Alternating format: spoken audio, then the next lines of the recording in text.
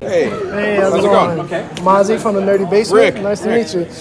How's it going on? We're back at the Nerdy Basement. We're coming at you live from New York Comic Con, and joining me right now is Rick Morales, director of Mortal Kombat Legends Snowblind.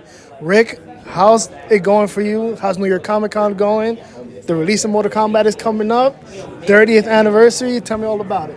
It's crazy, man. I love coming to New York Comic Con. It's always, it's just, there's a different vibe here than there is in like San Diego. It's like they all have their own unique vibes, and I just love being here in New York and to promote this particular film. It's incredible. It's wonderful. I got to catch the film a little early, thanks, Good. So it was great.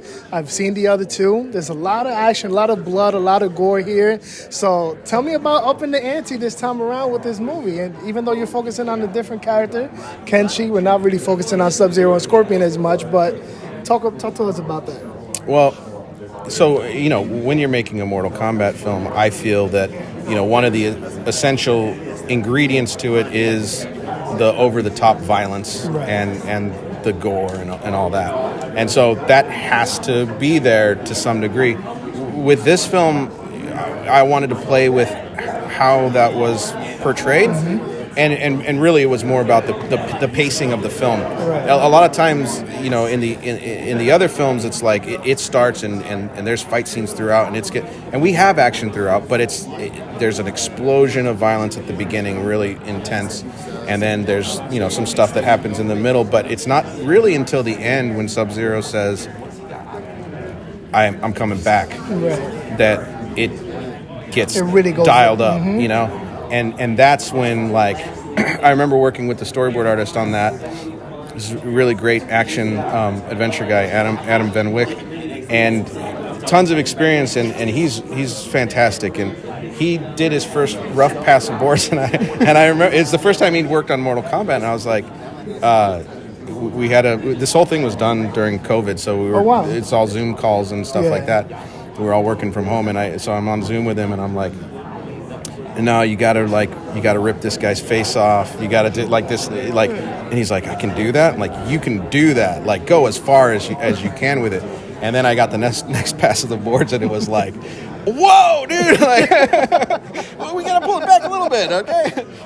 But I think it's like it's freeing, and when there's a time when I'm not like doing these Mortal Kombat films, I'm personally, I think, going to be a little bit sad because I don't think there's ever going to be anything else like this that I ever get to work on, where we can go so far, so over the top, do the most ridiculous sorts of violence, and that to me is the fun part of it, like coming up with some of these, what I consider gags. It's like you have a guy get his face turned into mush by like a spinning motorcycle tire. It's like, that's just ridiculous, and that's what makes Mortal Kombat great. That's what makes it. Even the video games makes it all fun. Whichever medium it is. It's totally from the video games, and to me, it needs to be there. I mean, it's like, yes, Mortal Kombat is graphic and it's violent and it's this and that, and there you can tell stories that are serious, but there's always a sort of like comedic element to it, to a degree. Like even their fatalities are.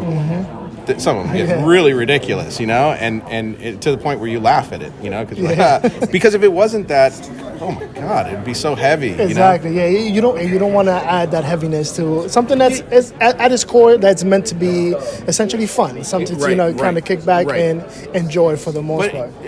But then, in the same breath, you can tell dramatic stories with this, and you can make things more serious, and you can give these things heart, which I think was, for me, the big my big feeling on this film after we finished 2, or while we were working on 2 and starting to conceive this, was that I wanted it to get smaller, because 2 was so big and so ridiculous and just like that. I felt like we needed to refocus. And we needed to do that with character. Is that something you guys wanted to do, to kind of use it as a stepping off point to animate or write 3 more stories? Or is it something to just, this is just the icing on the cake of what happened in Battle of the Realms? No, so to me, I wanted to open the door for, an endless world of possibilities around Mortal Kombat.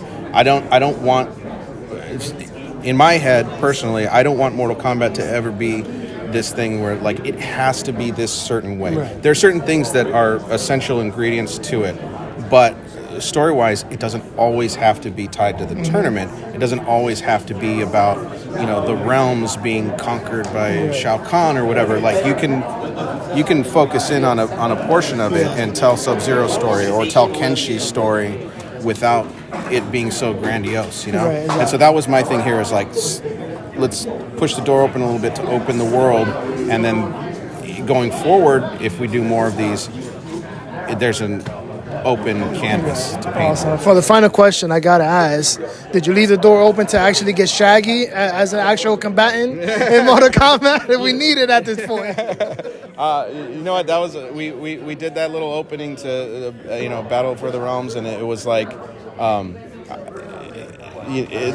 doing those was a lot of fun, you know. And I thought they were really appropriate for those first two films.